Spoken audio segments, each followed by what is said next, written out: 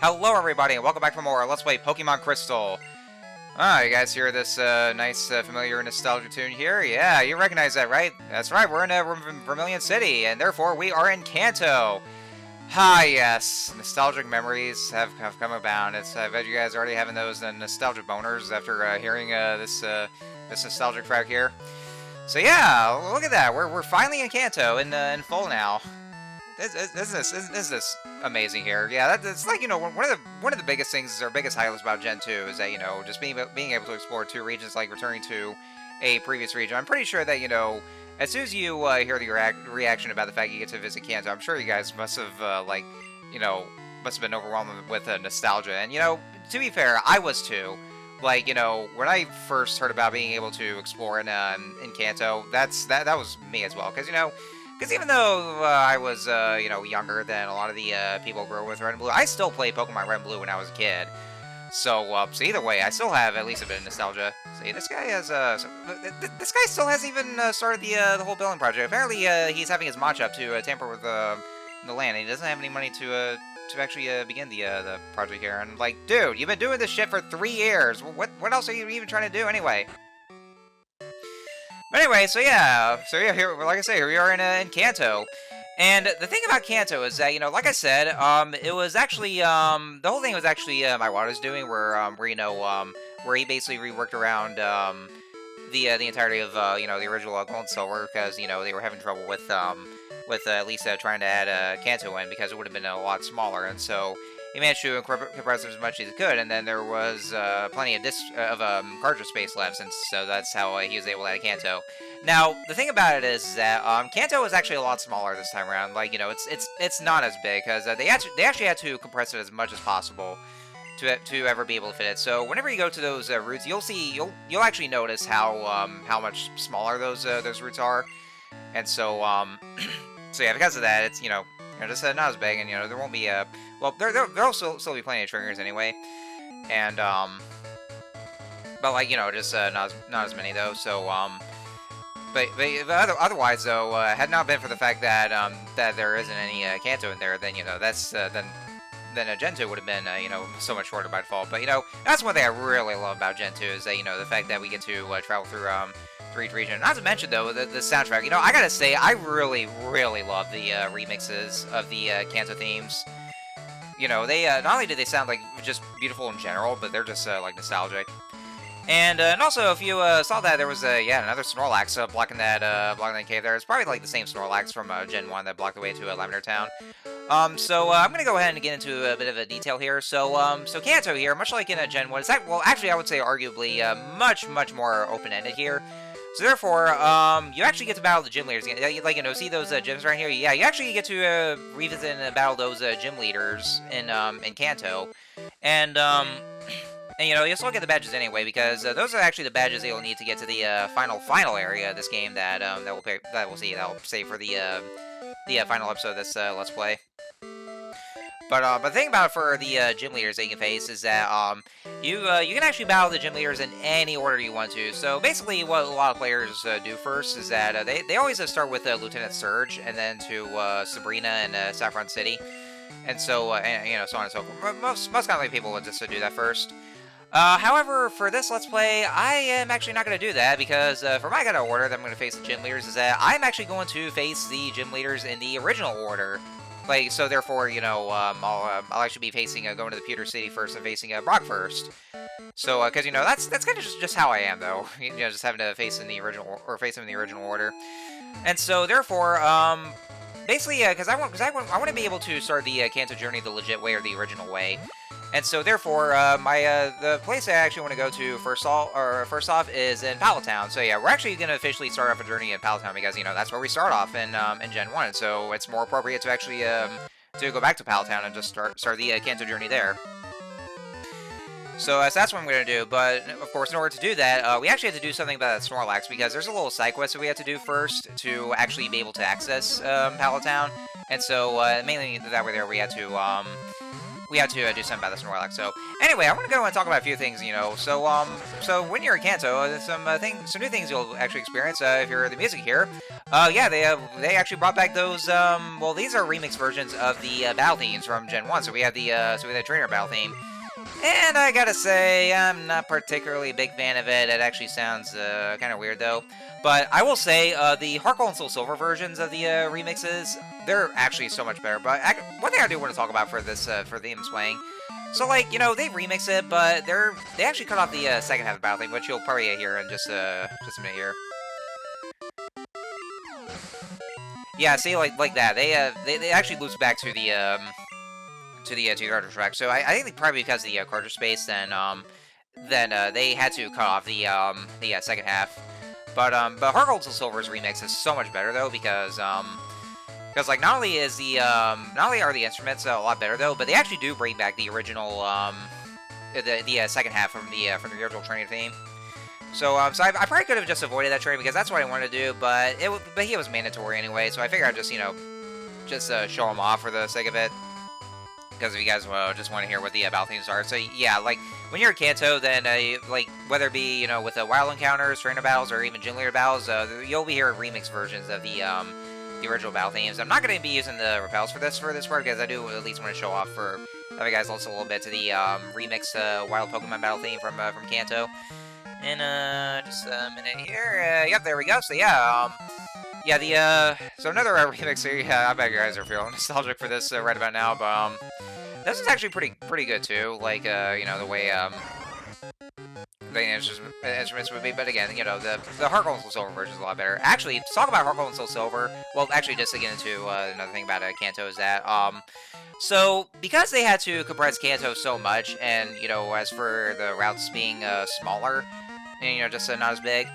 The one thing that a lot of people find very disappointing about Kanto is that they removed pretty much all the dungeons. Well, except for one dungeon, that would be the Rock Tunnel. Of course, they had to keep the Rock Tunnel, of course, but yeah, that's basically like the only kind of dungeon in Kanto that they ever reuse. But all the other dungeons have been completely cut off, and you'll probably definitely see for well, once we get to those kind of dungeons. Now, Heart Gold and Soul Silver, like with their version in Kanto, they actually flesh out a lot more. Where to the point where they they actually bring back those dungeons. So I would say that the Heart Gold and Soul Silver version of Kanto is actually a lot better this time around because they actually make it a lot more faithful to how it was in Gen 1. So it's definitely a lot more definitive like that. But in Gen 2, it does feel so much shorter by comparison. So with smaller routes and dungeons being cut off. So anyway, so we're at the power plant, and you're thinking like, wait, this isn't the power plant. Why is it so lively here?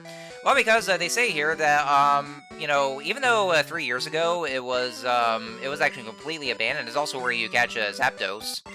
But then since they started building the magnet train, they actually decided to just reopen the power plant, just get it back up and running. So that there they can provide power to the magnet train's electricity. Problem is, though, is that if you talk to this guy, apparently he says that his part of the machine is missing, or like apparently somebody stole this machine part. And what exactly could it be? Well, of course they would have called the police and just apprehend the guy, but nope, they never think to do that because once again they still haven't learned a lesson after 3 years. They still rely on an 11-year-old kid to do the job. So yeah, again with all this shit here. It's what it is with Pokemon in a nutshell.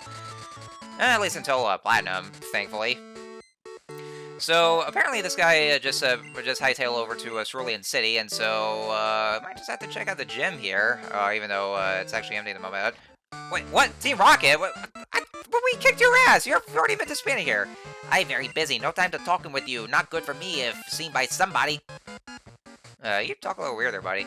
Oh no, you see me already. I make big mistake. Hey you, forget you see me, okay? You see? Yeah, no nothing. Okay? Bye kid, nothing. Bye a go-go. That's kind of a weird way he's speaking there. He must be a foreigner or something. I don't know what kind of foreigner it would be. So, anyway, so he must be the guy who actually stole the machine part. And so, yeah, what we need to do is that we need to obtain the machine part and then bring it back over to the power plant in Kanto. And so, because we actually need something to wake up the Snorlax, but we need to do the machine part side quest in order to get to Pallet Town. So that's actually what I want to do first. So let's go ahead and head up there. Yeah, the gym was empty. Missy wasn't even there, so where could she be? So, oh, hey, there you are. Hey, kid, me, I'm a Team Rocket member kind of guy. Come from another country, a trainer #1, me.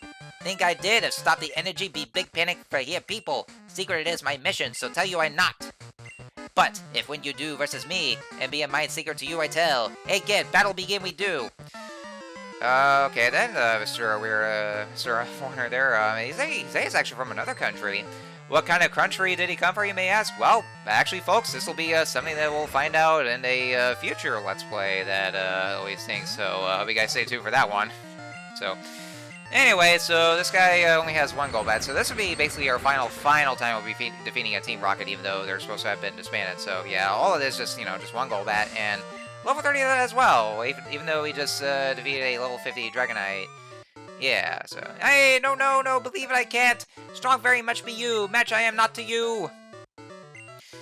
Alright, so, yeah, we'll just give this machine... Okay, I tell you my secret why. Machine parts steal by me. Hide it I did in gym in the cerulean. Inside water put it I did. Look for a water center or gym at. But you forget me not. Beat you for sure, will Team Rocket. Come from Johto will they. Mine friends, yes, will revenge they are. I already kicked your ass, buddy. You say, what, Team Rocket, bye-bye, go-go? Bucket, it says you? Oh no, should I do what now on for me? Yep, of course, just retire from Team Rocket already and just do nothing else about it. And maybe we'll see you, sometime in the future, so here's hoping. Alright, so now we know where the machine part is. It's actually in the water in the Cerulean City Gym, so let's go and grab that and bring it back over to the power plant. So there we go, got the machine part, and so hopefully we should be able to bring that power back over to Kanto, which is actually weird though, because I mean I'm pretty sure it only applies to the Magnet Train, but they were saying like everything else or the power's off. But when you visit Kanto at nighttime, the lights are still on. So I mean, what kind of logic does that make? So anyway, so here you are. Ah, yeah, that's a missing part from my beloved generator. You found it? Wahaha! Thanks. Here, take this TM as a reward. And we got TM07, it now contains Zap Cannon. So Zap Cannon is a very powerful damage-dealing electric type attack. Very low accuracy as well, so I would say like at least more than 100, more than 100 power, but it has accuracy of 50, I think, if I remember correctly. If it manages to successfully hit, then it causes a 100% guarantee of the opponent being paralyzed. And I didn't mean to talk to that guy because he wanted to do a trade. But yeah, that's actually what it does. Or if your Pokemon knows Lock On, then that'll definitely be a guaranteed attack for or guaranteed hit for Zap Cannon.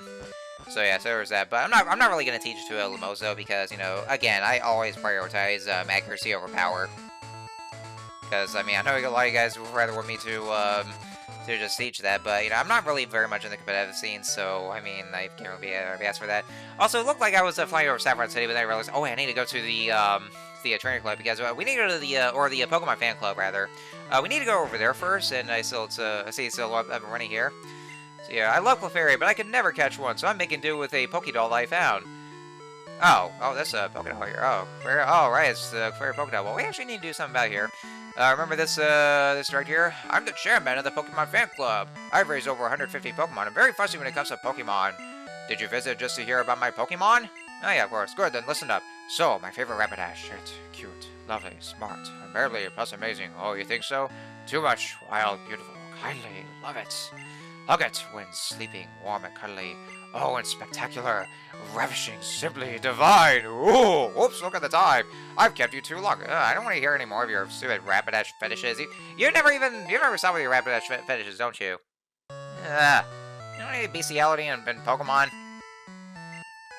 Anyway, so he gives you a rare candy though, and I'm probably gonna use that rare candy to level up Audrey, but she's already getting very close in level, so I don't really have to worry about too much, because it turns out Audrey knows Razor Leaf at level 42, so that way there I can actually, once she does learn it, then that's what will evolve her to Victory Bell, which is hopefully pretty soon though, so we'll get seeing, sometime in a couple parts over.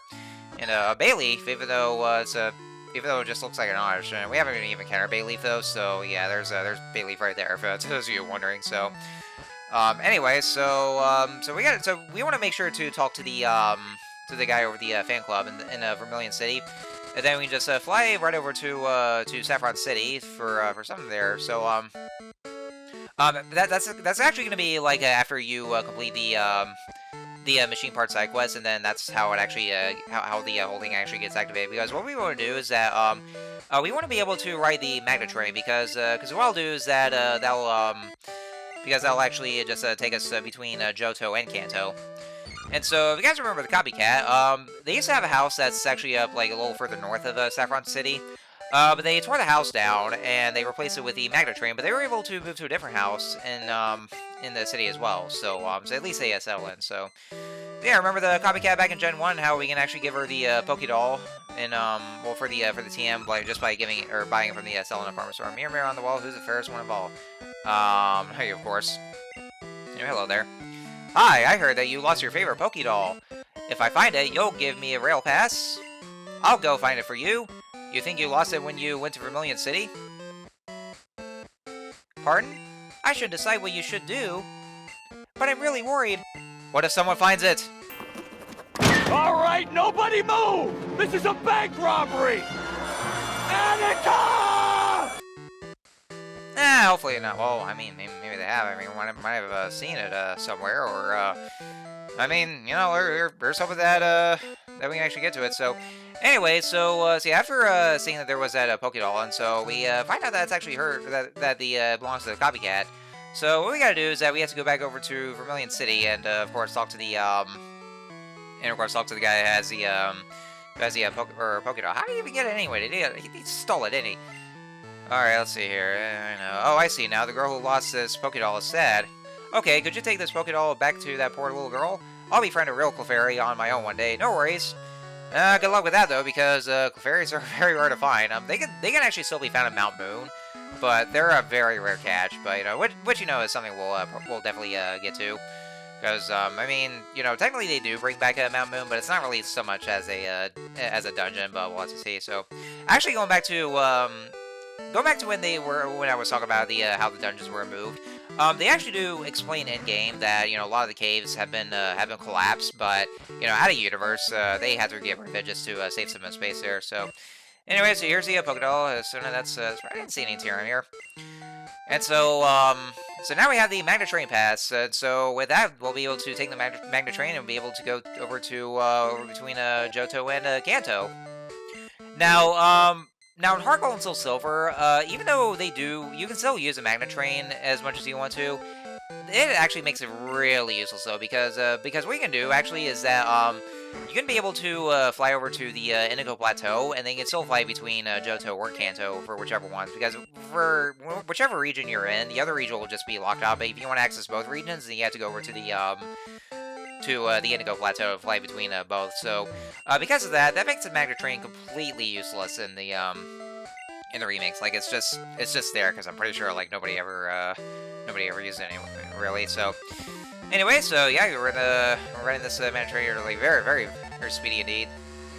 And so we're in Goldenrod City. So yeah, you just remember where that station was in Goldenrod City. Well, that's where you'll be at. So yeah, if you ever get phone calls from trainers in Johto, and they want to challenge you to a rematch, you know, like such here, even though he's not really challenging a rematch, he's just basically, you know, bragging about his Pokemon and whatnot. But yeah, if they ever schedule you for a rematch, then you can actually just take the Magnet Train over to Goldenrod City, and they can be able to battle in that way. So figure I'd just go ahead and show it off. And hello there. I'm the president. My dream was to build a train that is faster than any Pokemon. It really brings Johto much closer to Kanto. Ah, cool. So anyway, so yeah, that's how the Magnet Train works if you ever want to go back to Johto. So anyway, folks, so that should be it for this episode. And so next time on Let's Play Pokemon Crystal, we are going to do one more little thing that we need to do in order to get to Pallet Town, because that's actually where we need to go. We're going to go do something about that Snorlax, and hopefully see if we can find a way to wake it up, and we'll figure out how. So I will see you guys next time.